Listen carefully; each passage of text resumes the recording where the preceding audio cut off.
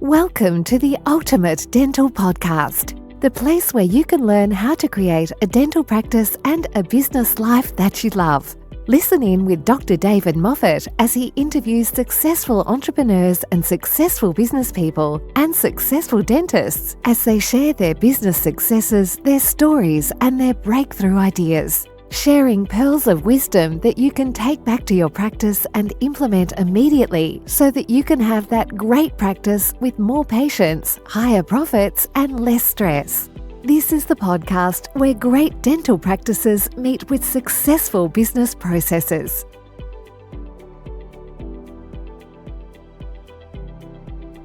Thanks for tuning in to the Ultimate Dental Podcast, the podcast where thought leaders, industry experts, and thriving practice owners reveal their very best tips, tools, and strategies that will help you to grow your dental practice faster. Now, here's your host, Dr. David Moffet.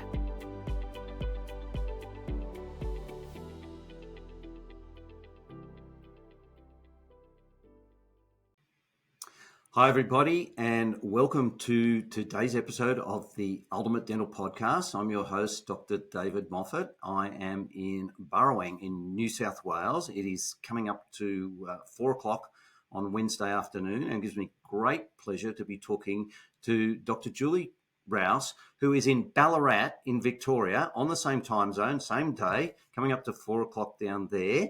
And Julie, we've been chatting for a little while now, and we chatted last week or the week before. Welcome to the Ultimate Dental Podcast.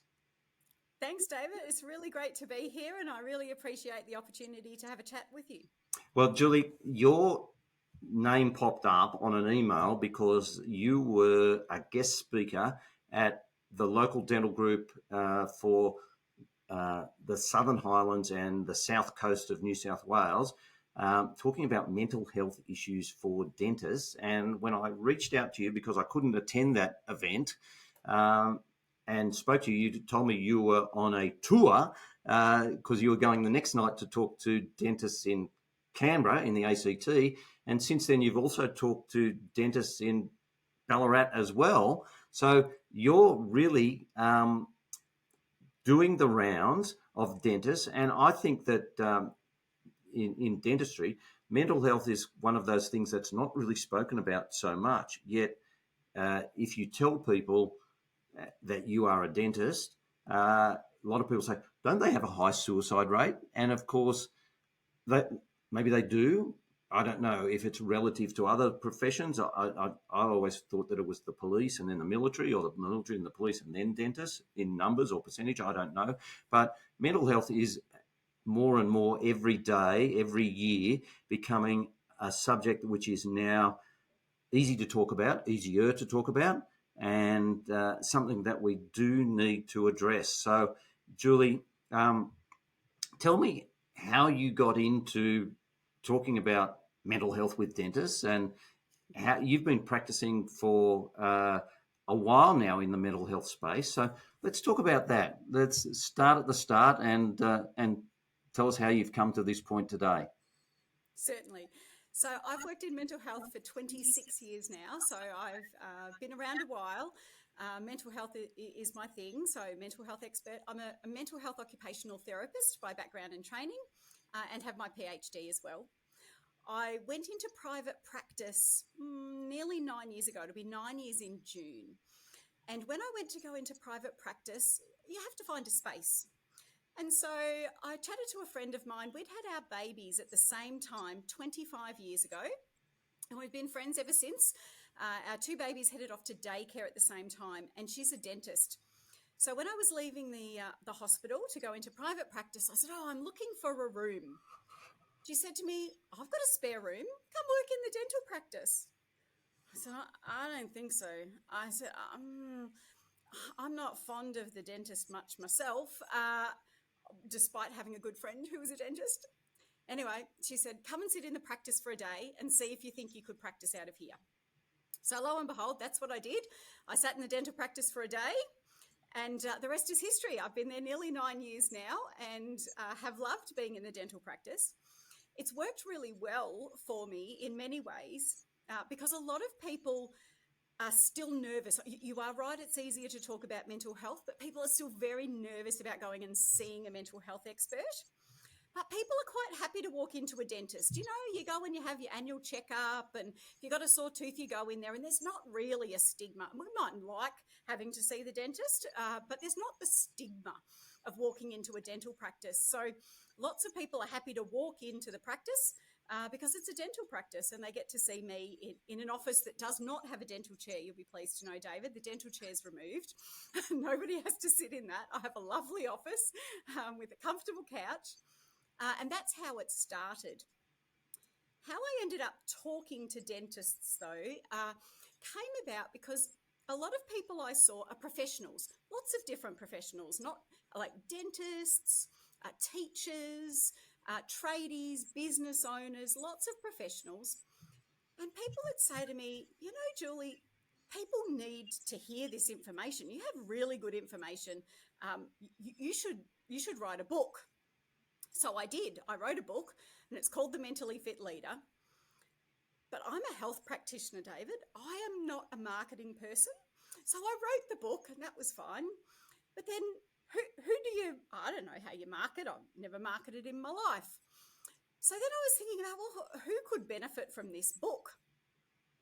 And I said to the practice, I said, are dentists very stressed? And they said, I'm pretty sure we've got a high suicide rate. And I said, oh, really? So I looked up the data, and the rate is actually 1 in 6, David, which is higher than the general population. So 1 in 6 think about taking their life if they're in dentistry. Under 30s are more likely to.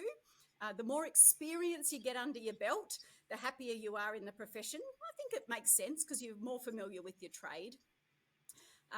And men are twice as likely than females. So it's a bit of an issue. But take suicide off the table for a minute. 25%, so a quarter of dentists do report feeling burnt out, which is a big enough issue. We should be doing something at that stage. We shouldn't be getting any further. And about a third of dentists, if you do a psychological screener, a third of them are coming up with moderate to severe psychological distress. So I thought, oh, righto, well, I want to help my dental colleagues. After all, I am in a dentist practice. So I thought, well, I'm going to reach out to the ADA, which is what I've done, and hence had the great privilege of speaking at 3 of the meetings so far. Hoping to speak to many more. I'm really, really keen and really excited to help people learn things that are practical, simple, and make you mentally fit, so that you don't get to a place where life's just not worth living. I would really like to help people before they fall in the river, so to speak. Interesting stories that you've told there along the way in terms of statistics. And Julie, one of the things that I've always said is that dentistry for the consumer is a grudge buy. It's something that they do because they have to. They come for a checkup, but they don't really want to. They'd rather be doing something else. It's like buying tyres. When you're told that you need new tyres, the first thing you say is, can I get a few more Ks out of them? Which means can I risk killing my family or somebody else because I'm driving on really bad tyres? But dentistry ranks even more of something that people avoid than changing their tyres, and so if we look at what the owner has to go through in a dental practice, there are employees as well, and they have issues, but the owners also have an issue that they seem to be very smart. They seem to be seen by their staff and their patients and their family to have achieved a lot to be an owner of a dental practice, to have gotten into dentistry, to pass dentistry, and then to own their own business. So there's this perception that they have that they are expected to be successful. And so if they are not thinking success, then there is some degree of self-deprecation in terms of I'm not as good as the public expect. And the other thing in dentistry, because more than half the dental practices are one owner operators, there's nobody for them to talk to. And even those that are more successful, there's even less to talk to. So it is a really tough ask. On top of that, though the numbers are changing, but when I went to dental school, there was more males than females, but now it's slightly more females than males. A male dentist working in a totally female environment has to behave in a more conservative manner than if he's chatting with his mates. How about that football game on the weekend? Hey, how about the Blueies? Hey, all that. It can't do that anymore. So things are different and things are tougher. So as I mentioned at the start, it's nice that society is now allowing the "Are you okay?" sort of put your hand up. Let's have a chat. Mentoring men groups, but just being able to speak to someone and being able to reach out to someone and not feeling ashamed of the fact that you aren't coping as well as you should be, because there are people, family, children, spouses, parents who are devastated by any mental change in people, suicide being the worst alternative, but even people struggling because they want to help people, get on with things and get over things and manage things better. I think one of the things that's interesting in, like we talk about, dentists are taught how to do their trade and be amazing technicians in that regard. And you are right. People go to the dentist because they have no choice, probably because they're in pain. I feel like mental health is a little bit similar. It's not till people have sort of hit the wall, and often they don't it's because their relationship has ended, or they've now got a chronic health condition, or there's something pretty serious. I would imagine dentistry, much like mental health, the earlier that you go and see someone for a problem, the easier it is to solve. So if you go regularly and get in early, often there can be some things that we can do that are quite painless and help you to look after yourself. I think in the world of dentistry, what I understand is, if you floss regularly and clean your teeth and have your regular checkups, you probably are less likely to get a big surprise. Mental health is very much the same. If you learn the strategies that can help you to be mentally fit and apply those regularly in your life, the chances of having a big blowout, for want of a word, can be quite different. And I think, people don't necessarily see it that way and can leave it till things have got pretty catastrophic before they come and see you sometimes.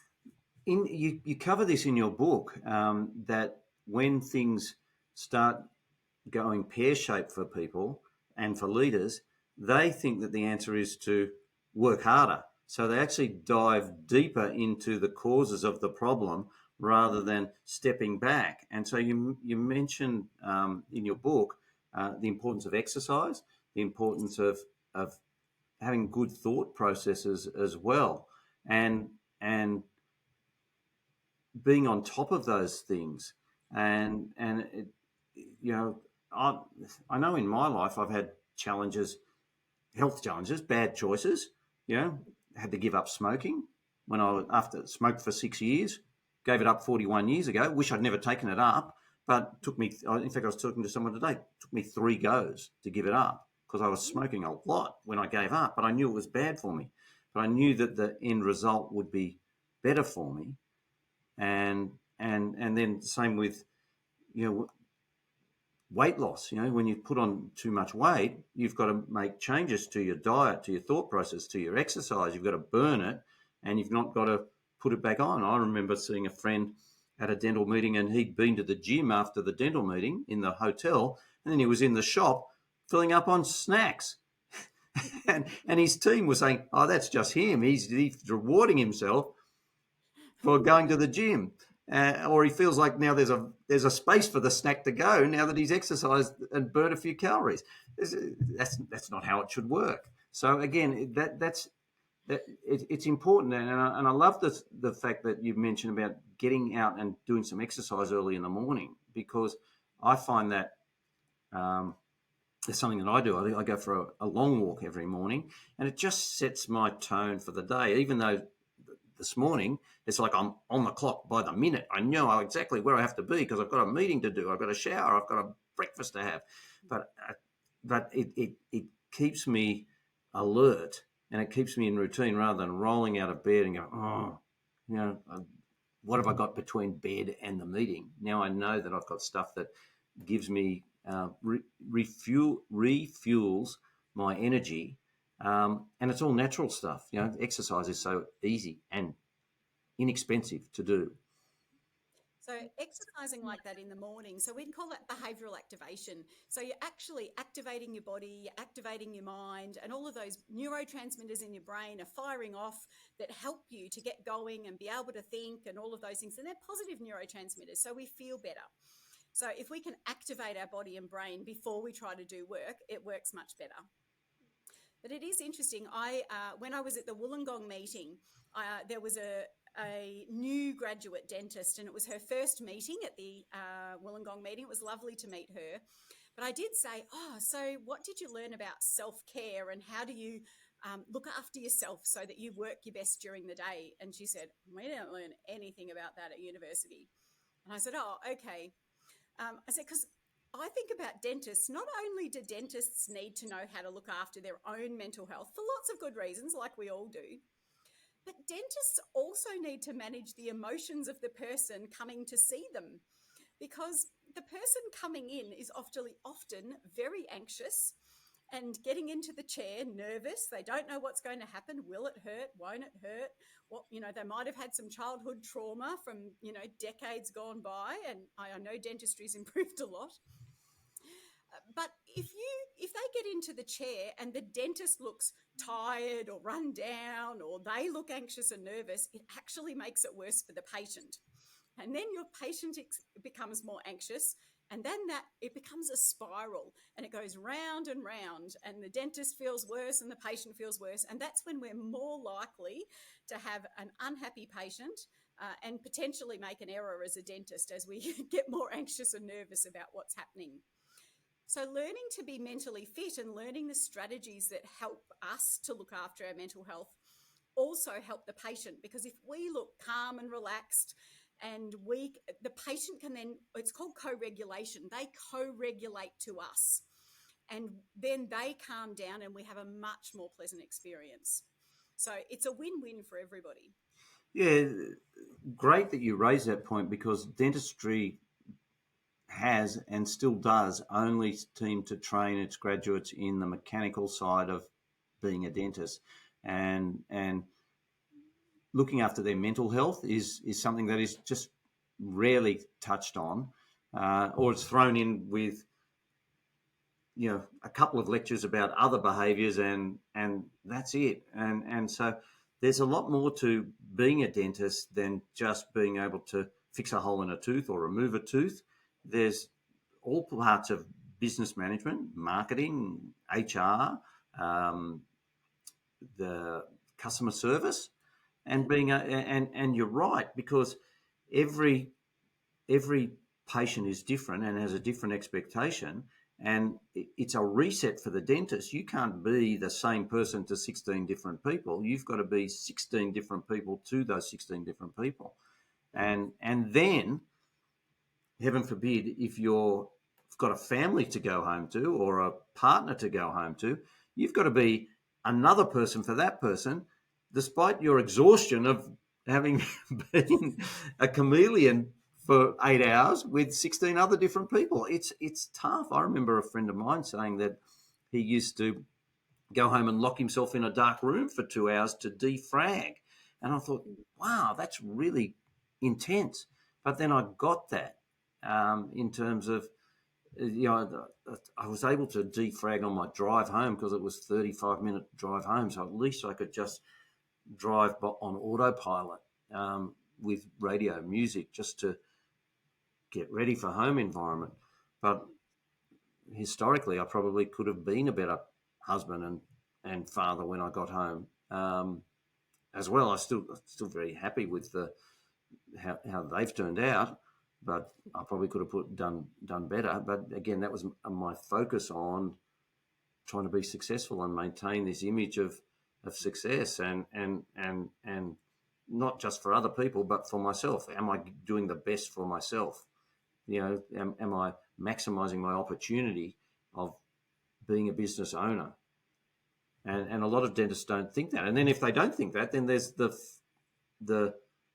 failure of regret. The fact that I could have done better. I could have been more successful. I could have I could have made more money. I could have retired earlier. I could have had more time off, but I just didn't, hit the pedal when I needed to. So there's a lot in owning a dental practice. Oh, 100%. But I think it's also thinking about, we often want to work harder because we think we need to be more productive. We need to have no errors. We need to work at 110%. But ironically, if we look at discretionary effort is how much effort we need to put in to achieve something. If we're operating at 100% all the time, and then something out of the blue comes up, we have nowhere to pull energy from. So discretionary effort talks about trying to operate at about 80% most of the time.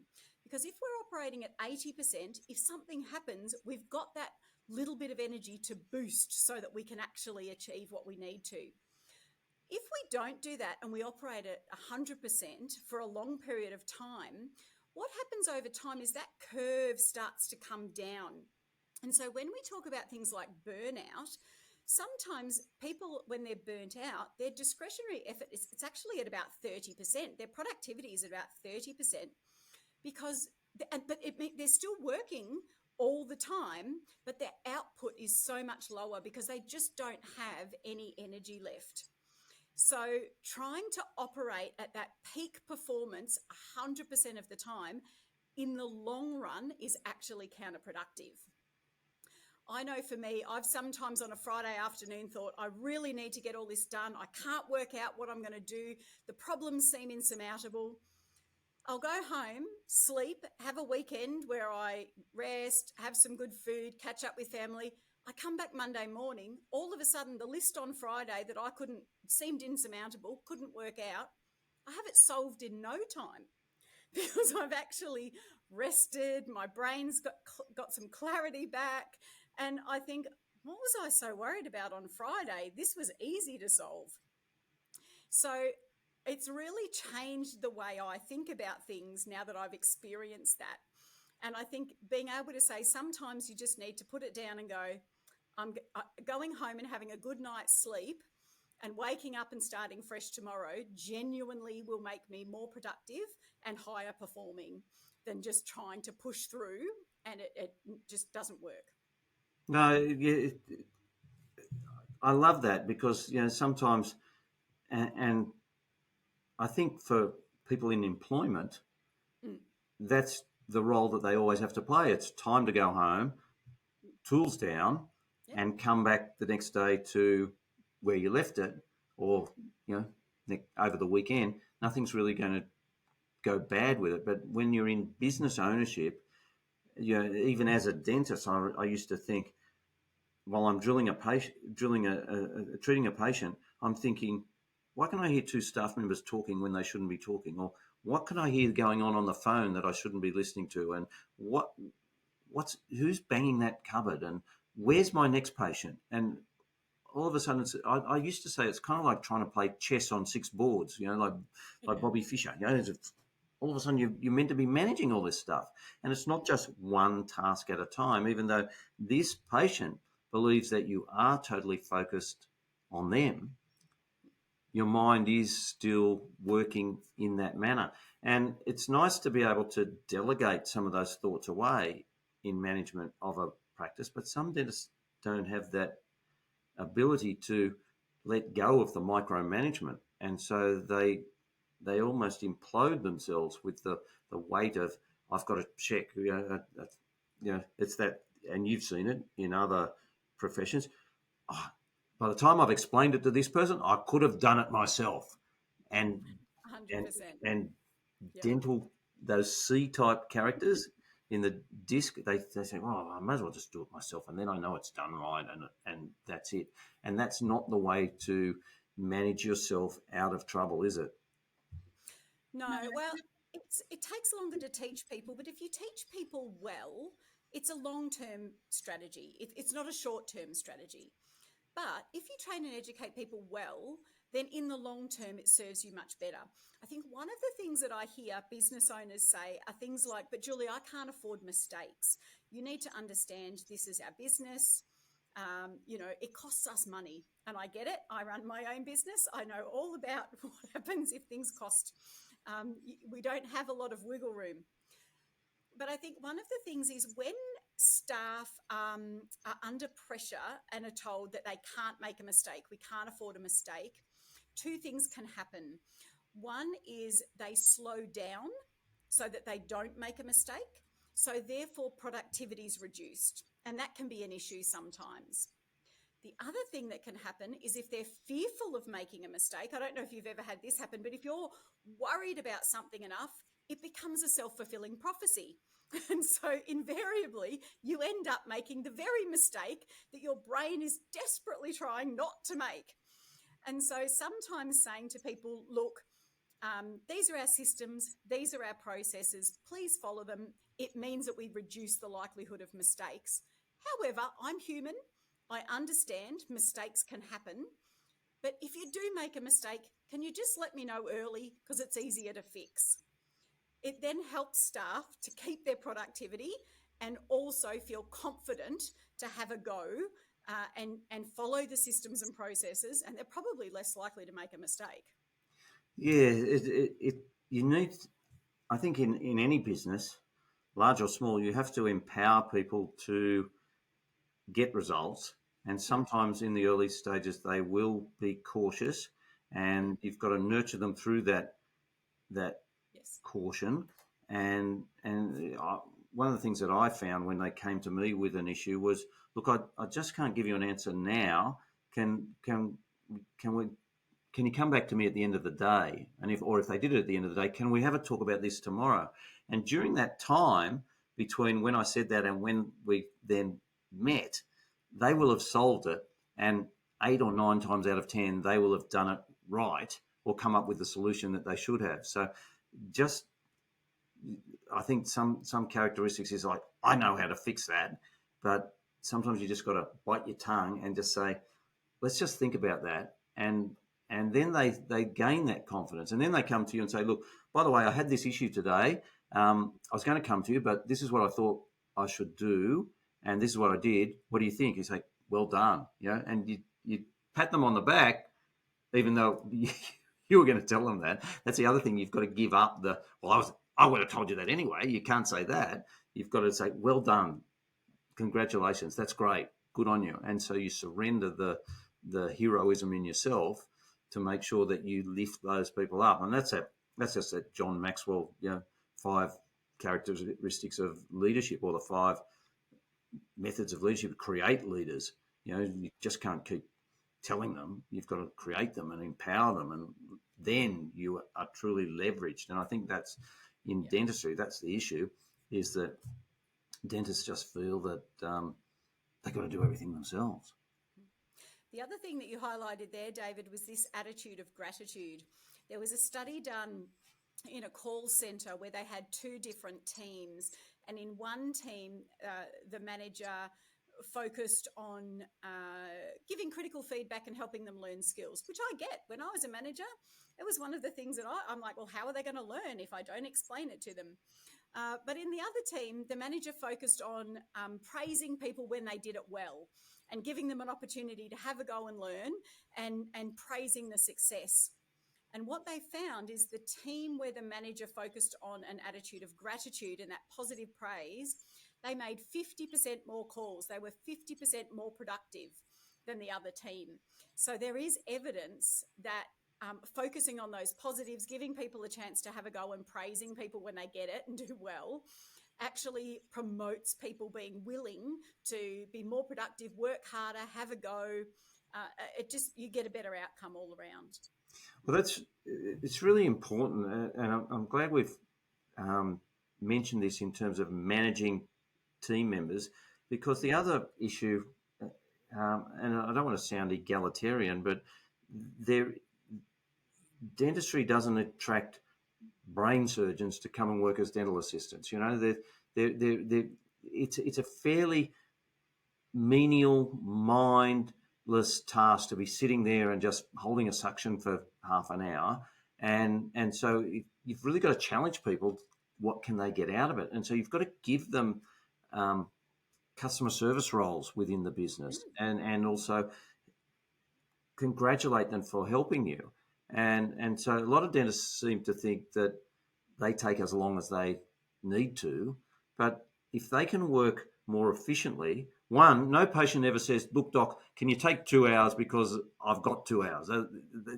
Even if every patient wants to get out of there quicker. So if then the team can work quickly, the patient benefits, but also then the team member benefits as well, because they can then start doing more mindful things in terms of customer service for even just that patient coming and going, for other patients they saw before, patients who may have not scheduled. There's a lot of customer service stuff apart from just cleaning instruments and helping the doctor in the surgery. So it's important. And some of the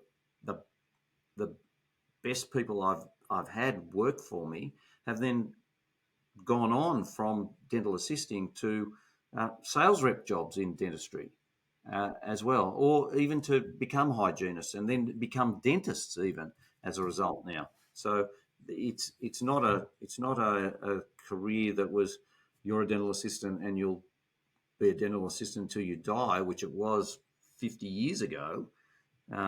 It's now something that can be used as a stepping stone, but it's not perceived as being in the general population as being a worthy career anymore as what it was 50 years ago. And that's the struggle that dentists have as to who comes to work for them. Well, if you think about it, when we think about mental health, social connection is a really strong element. We know that people who have strong sense of belonging and social connection with others have better mental health. So when we work a lot of hours in a week. So they are social people. So why would you not want to be working with a group of people who are encouraging, who see your strengths, who value you? Not only is that good for your staff or for others in your team, but it's also good for you back. You know, if you value your team and encourage them, they pick up on that, and they can be encouraging of you back and supportive of you. So creating that positive social network in your practice improves your mental health so much. Yeah, it does. You just reminded me, I had a friend who was a periodontist in Chicago, and when he did Facebook Lives of training sessions he did with his team, they were all mature women who had worked in his practice for a long time, but you could tell that they loved being there and part of the organization, and that he loved working with them, and that they had this atmosphere of mutual respect and enjoyment in the practice. I say it saddens me because he passed away in February of the consequences of a cancer treatment that he had many, many years ago, which extended his life a long time, but it was pretty radical treatment. But the practice has been sold on, but even those staff members then reached out to his dental colleagues to say, "Hey, we're still here, and by the way, Bob really thought a lot of you as a result." So it's that sort of atmosphere that is it a legacy of being a dentist and a successful dentist? It's funny. It's an interesting career. I always used to joke with my dentist friends that dentists didn't have friends outside of dentistry. They only had patients and other dentists. And anybody who says, "Oh, I've got a friend who's a dentist," is actually they're somebody who needs help themselves, because dentists are tough people to be friends with. But dentistry can wind you up, and I think success can wind you up as well. I had a patient, I took over a patient as he retired from being an obstetrician, And he was so tightly wound, his personality. But over the 5 years that I treated him, he started to unwind and become more human. And I remember seeing I was helping my wife at a dental expo because she teaches dental staff how to answer the phone better. And somebody who used to call on my practice to fix our equipment said, you have relaxed so much from what I remember you as a dentist. And I didn't think that I was that highly wound up as a dentist. But he said, you're a completely different person now. He says, good to see that you've come down a few notches in terms of 100% all the time, down to somebody who's a little bit more carefree. So it's important, as we were talking about, and as you've said in your book, to get that balance right, not just for yourself, but for the people who you know around you, the friends you have, the family, your children as well, and that expectation of the relationships that you can be impactful. So your legacy isn't just about dentistry. Your legacy is also truly about creating children who go on to be achievers in whatever field they choose as well. So that ripple effect's really important. And I do talk about that in my book as well, is if we look after our mental health as leaders, because at the end of the day, if you're running a dental practice, you're a leader in that practice, your family, the community. If you can demonstrate and show people this is how I can be mentally fit and thriving, what it then means is you create an atmosphere and an environment where others in your practice can feel that way, your patients can feel that way, your family, others in the community. I'm a big believer that we can change not only our own lives, but all that ripple effect can affect everybody that we come into contact with. And I think that's how we're going to improve the mental health of our world. Well, we do need to, because it's scary to think that there are people out there with untreated mental conditions that does affect their behaviour in society and can be intimidating to the general population. Now, Julie, before we started recording, you mentioned to me a story that you had shared with one of the dental meetings about your daughter. I did. Would you like to share that with our viewers and listeners? I would be happy to, David. So it's under the chapter of managing our thoughts or looking after our thoughts.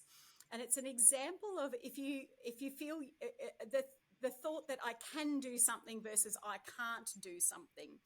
If we feel we can do something, then when there's a barrier comes up, we try and overcome it and we find ways around it so that we can keep doing it and focus on our success. If we think we can't do something, when a barrier comes up, we just say, I can't do that. So the story goes like this.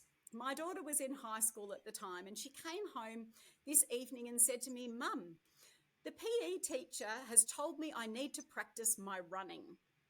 And I said, oh. And she said, so I told the PE teacher that I can't run because my mum can't run and it must be genetic. And at that point I thought, oh, okay, I'm in trouble here. So I thought, okay, so there's a lake here in Ballarat, David. It's called Lake Wendouree and it's just over 6 kilometres around.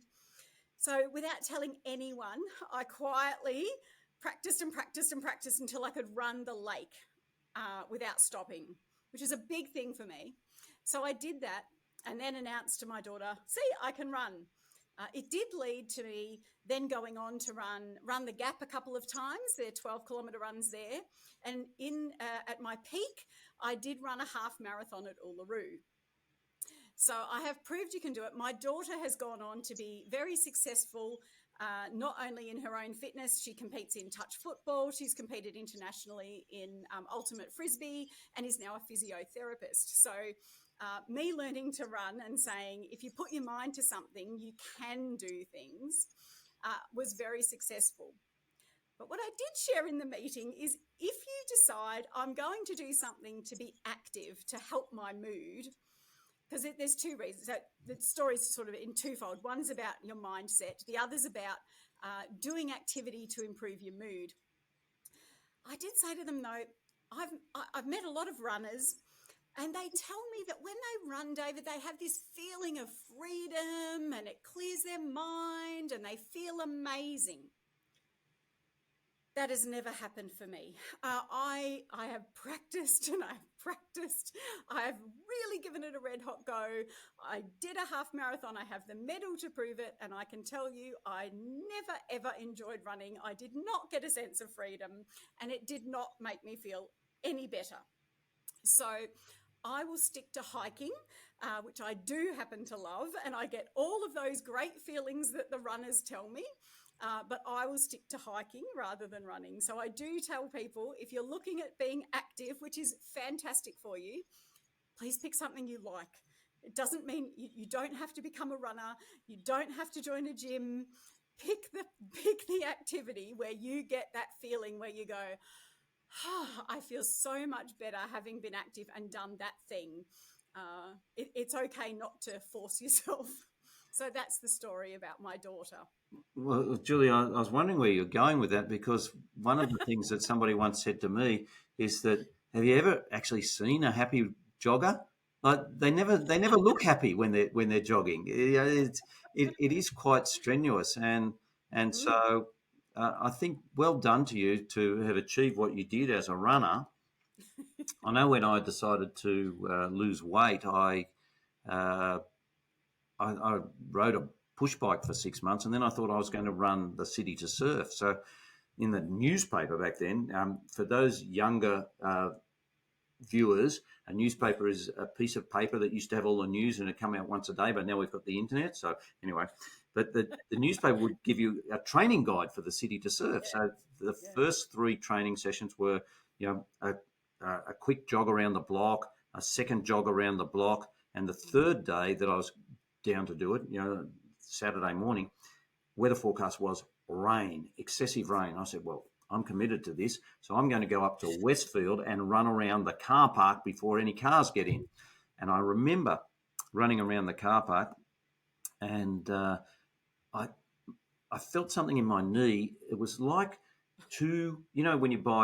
when you get chopsticks at the Chinese restaurant and they've got to pull them apart. It felt like that. It wasn't painful, but that's what it felt like. And I got home. It was a Saturday of the June long weekend. I got home and my leg just blew up. And I went to my doctor, and he sent me off to a specialist, an orthopedic surgeon. And the orthopedic surgeon said to me, he said, "Your running days are over." And I said, "They've only just started." He said, "This is what's going to happen." And he gave me a scenario. And so I stopped. I never continued to run. I then became a walker. And so I did end up walking the City to Surf maybe 6 or 7 times. And I actually ran the second half of it. Once you get to the top of the Heart Attack Hill, I walked to the top of that and then I ran. So I did the City to Surf 14 kilometres in 100 minutes, 100 minutes and 5 seconds all up. And I thought that was pretty good, 14 kilometres in that time. But sadly, I think I identify with you on jogging, but I've got some friends who are serious joggers. And it's funny, one of my friends who lives in San Diego, he used to jog, and then when he got exhausted, he'd just ring his wife and she'd just come and pick him up. Like, he wouldn't even jog home. I'm going, that's not really fair to her. But anyway, I enjoy my walk. But again, like I said to you earlier, I do enjoy this. I do a 10-kilometre walk every morning. My times are getting slower and slower slightly. I'm up to, it used to be 92 minutes. Now it's 100 minutes. Age does weary you and the years do condemn you.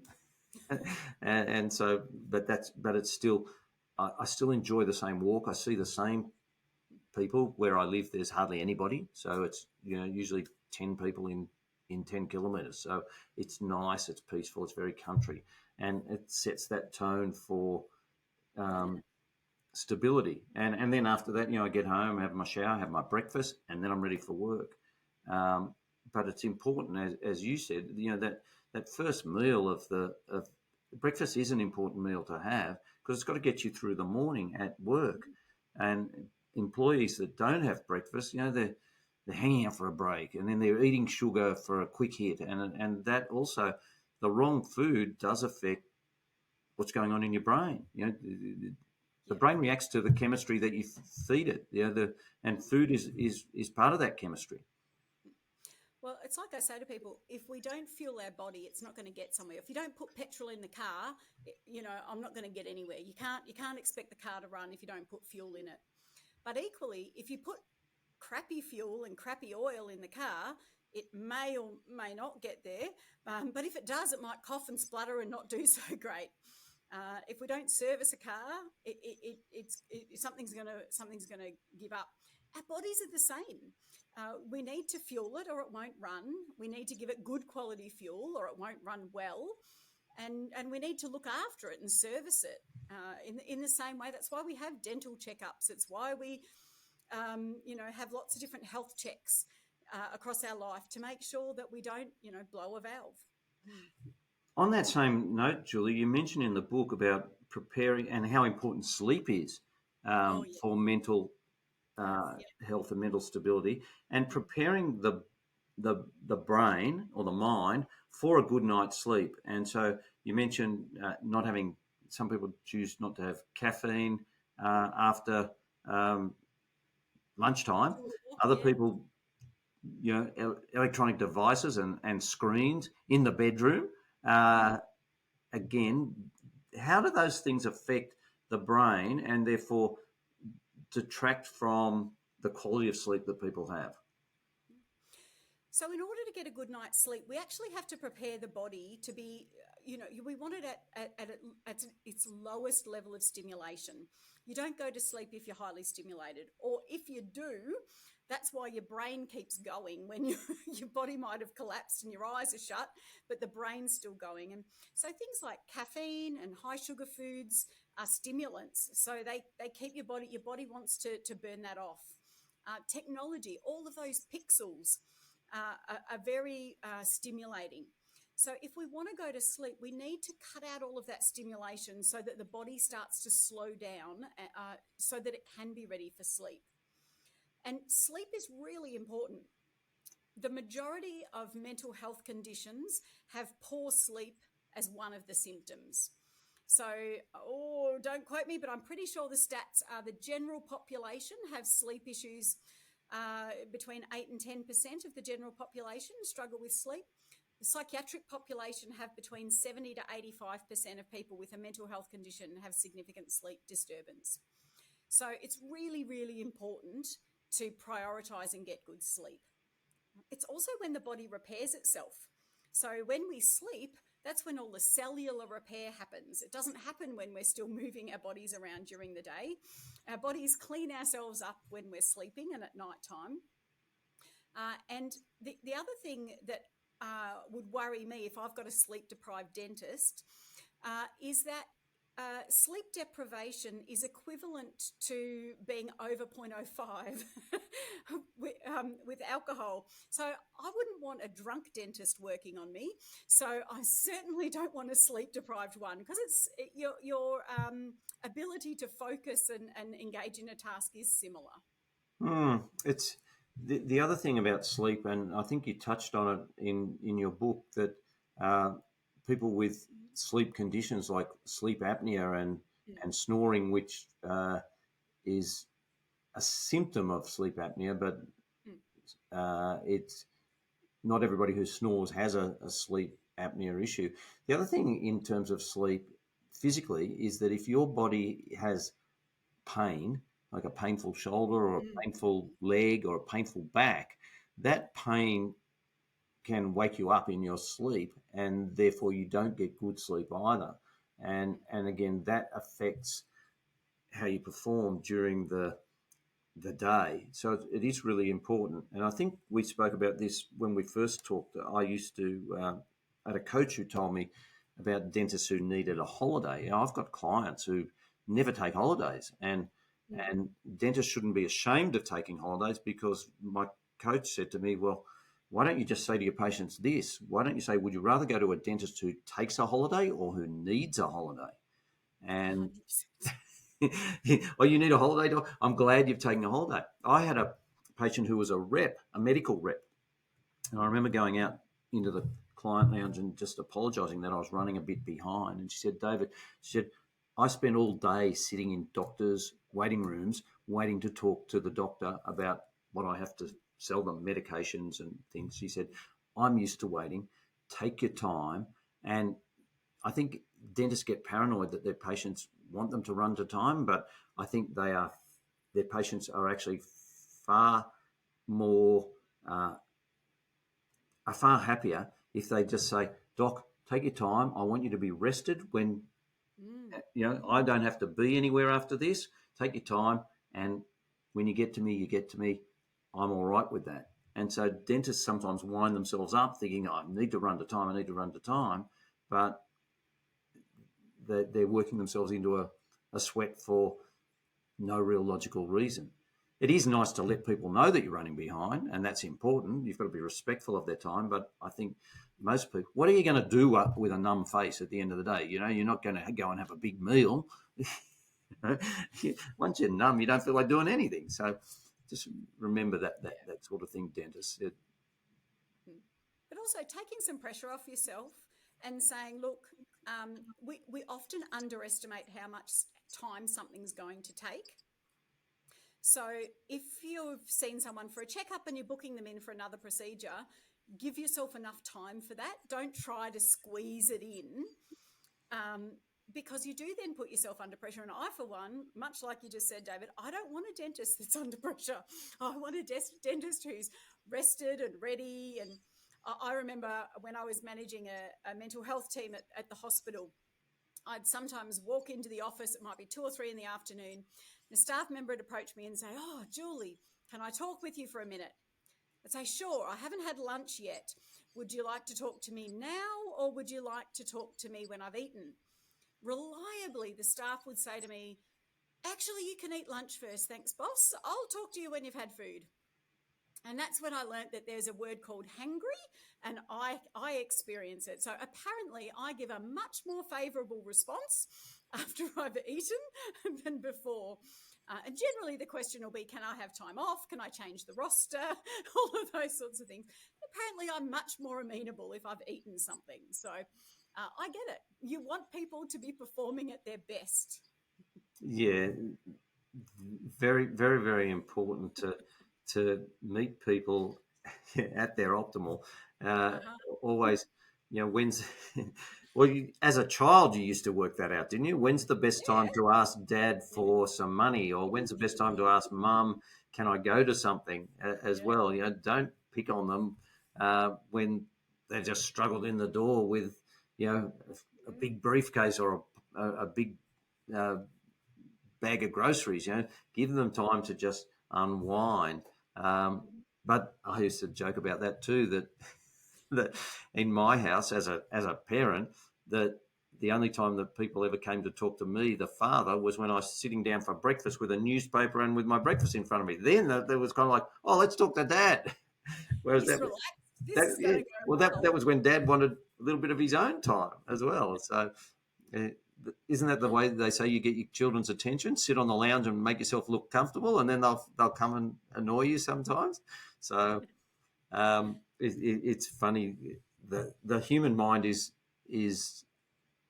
a very complex thing. Yeah. Are we any closer to working it out, Julie? Or is it something that we're just always going to be finding new ways for the next 20 years, 50 years, 100 years? Is it? Are we solving the issues of how the brain works? Look, this is my take on it. Knowing how to manage mental health is not as hard as people make out. It's often a lot of little simple things that we just ditch because we're busy. And so the bigger challenge is actually doing the simple things. You remember that Kellogg's ad a long time, David? The simple things are often the best. It's true. If we get a good night's sleep and we make sure we eat and fuel our body, we have a good routine, we be active, we connect socially, we manage our thinking, we have an attitude of gratitude, we do activities that promote managing our feelings and emotions, all of those things work. But they're boring and they're hard to do day in, day out, because we're like, it's just the same thing. It's really simple. But all of those simple things add up. And we need to, it's bringing it back and going, yeah, I tried to do something that I have no control over. Who'd have thought? You know, when we try to control things outside our control, naturally we're going to feel more anxious because we have no control. So a lot of it, we have excellent evidence of all the medical conditions, the evidence for the treatment of high prevalence mental health disorders, so depression and anxiety. The evidence is very, very effective, more so than other health conditions. It's just getting people to do it. So I think one of the themes that we've spoken about during this conversation, Julie, is letting go of things as opposed to trying to pile more things into our life. It's kind of simplifying what we do. Have plenty of time for rest. Have plenty of time for reflection. Read a book. In fact, we didn't even say that, but less screen time. Why not read a book? And read a physical book rather than look at a tablet. Very, very important. In fact, my wife's been saying this in conversation with our daughter about TV shows where they get the book and start reading the book before they watch the miniseries, and the disappointment they have that the characters on the television don't look how they've imagined them in the book. Well, that's how you and I grew up. There wasn't that much television. The book, who knows what the characters in A Tale of Two Cities and Treasure Island really were meant to look like, because there was no movie at that time. It's really, really important. Before we go, and this is just something that's just popped into my head in the last couple of minutes. How about, and there's a TV show about this, clutter, and how does that affect mental health? Because I know, some people say it's not hoarding, but some people say it is hoarding. But some people work in very cluttered environments, and then there's the other thing: never trust a person with a clean desk as well. How does our environment for work and clutter affect our brain? And obviously, long-term clutter is very overwhelming, I think. I think clutter is a big issue. I think that clutter, it's just a lot of distraction, and it makes it very hard to focus because there's lots of distraction. But if we look at sensory environments and work, it depends on the task that you're doing as to the type of environment you might need. So, for example, when I was doing my PhD, when I was doing more boring type tasks, so entering data into SPSS. So for those who don't know, SPSS is a data system, quite an old one now. There's probably a lot more modern things. But you had to enter the data in because there were no QR codes for people just to enter it directly back then. It was all pen and paper. But entering data into a computer is pretty boring. So I would have the 80s music blaring, and I'd have the bowl of M&Ms, and I'd have a really stimulating environment because I needed all of that to keep me focused. When I got to the point of writing the PhD, I needed it dead silent. I needed an empty table with just the computer and the notes that I needed, and I needed it no noise. I needed really low stimulation environment. So creating the environment that promotes your work is really important. So some people do need music or things to keep them focused. Other people need it dead quiet, and it'll depend on the task you're doing. So we call that sensory modulation, adjusting your sensory environment to maximize your performance. And so that's something that I work with people around sometimes is what things do you need? What works for you? What doesn't work for you? So that we can create the optimal sensory environment for someone to function at their best. So it's something then, I guess, that as you mentioned about prevention of mental health issues, it's something that people need to look at as one of those things that they need to consider. Is that having a subliminal? Is your environment having a subliminal negative effect on the way your brain functions and the way your brain thinks and responds and reacts as well?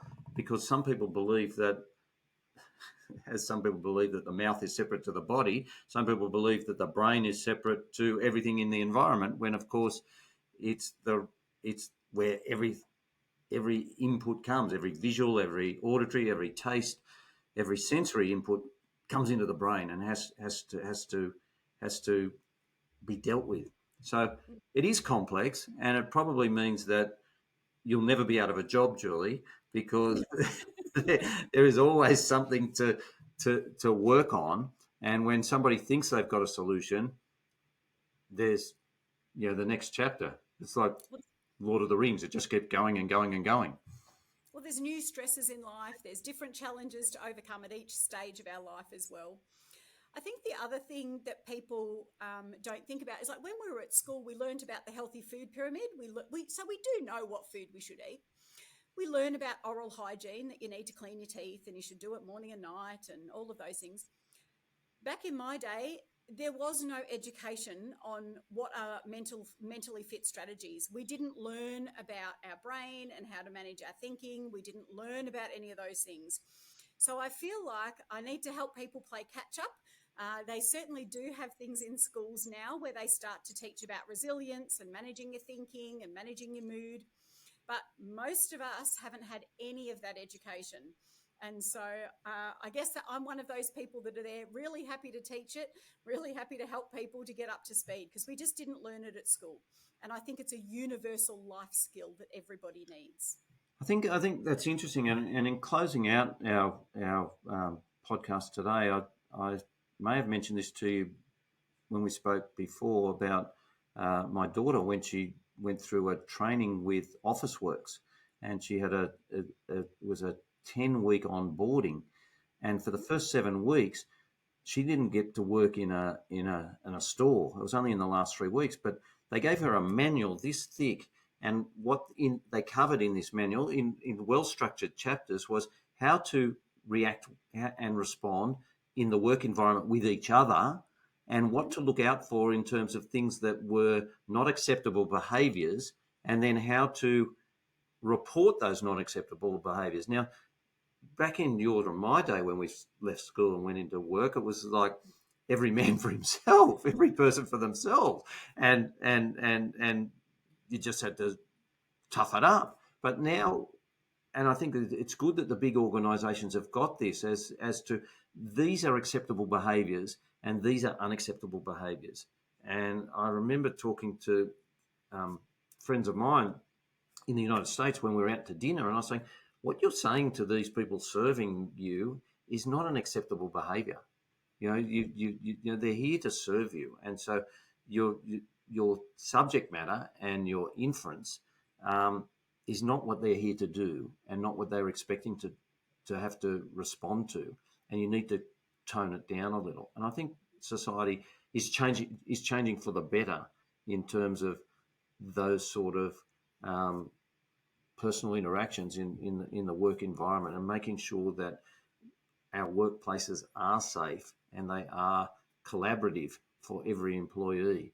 And I think in dentistry, we've got to think that too, especially when we're only a one owner, 2 or 3 staff sort of situation. How can we make that very collaborative so that the issues of everybody, not just the dentist, but all staff members, are that they go home happy and they look forward to the next day, rather than go home exhausted, tired, frustrated, and they dread the next day.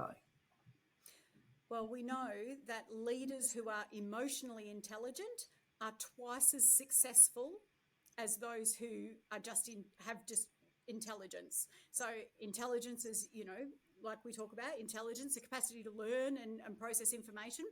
Dentists are intelligent people, but dentists with emotional intelligence, the ability to understand emotions and use them to navigate interpersonal responses and reactions to other people and manage our decisions, are twice as successful. So actually being mentally fit means that you're more likely to be successful in your business and your career. Well, I think, Julie, that's a great way of tidying up this podcast.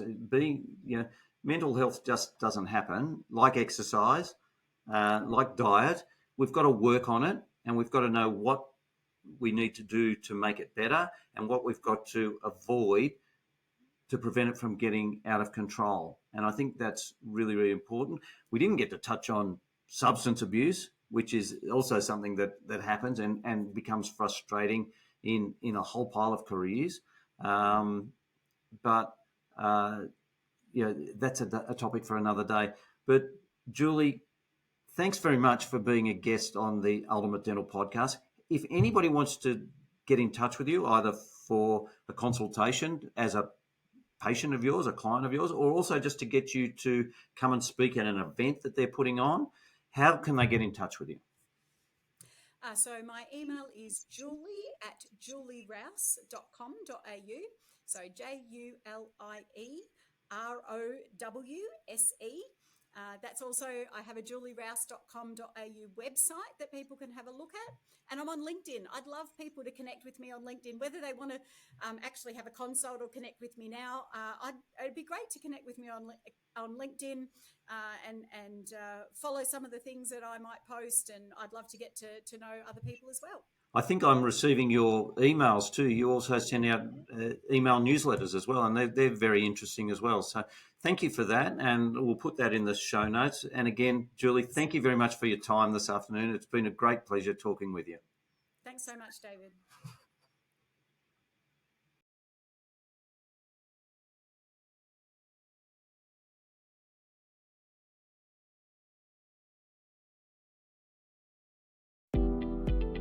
Thank you for tuning in to another inspiring episode of the Ultimate Dental Podcast. We appreciate each and every one of you for being part of our dental community and joining us each week on this incredible journey. If you found value in today's episode and you don't want to miss out on future episodes packed with expert insights and actionable strategies, here's how you can stay connected with us. Firstly, hit that subscribe button. Whether you're listening on your favourite podcast platform or watching on our website, subscribing ensures you'll never miss an episode. Secondly, share the love. If you know a fellow dentist or colleague who could benefit from the wisdom and knowledge that we share here, please share our podcast with them. Also, please share the podcast on your socials by simply clicking on the social icons wherever you view or listen to this podcast. Together, we can all do our bit to elevate the dental profession. And finally, stay engaged with us. We love hearing from you. Your questions, comments, and feedback fuel our mission to provide the best content for your professional growth, your personal growth, and for your practice growth. Remember, your journey to creating a dental practice and a business life that you love is our mission, and we're excited to be your trusted guide along the way.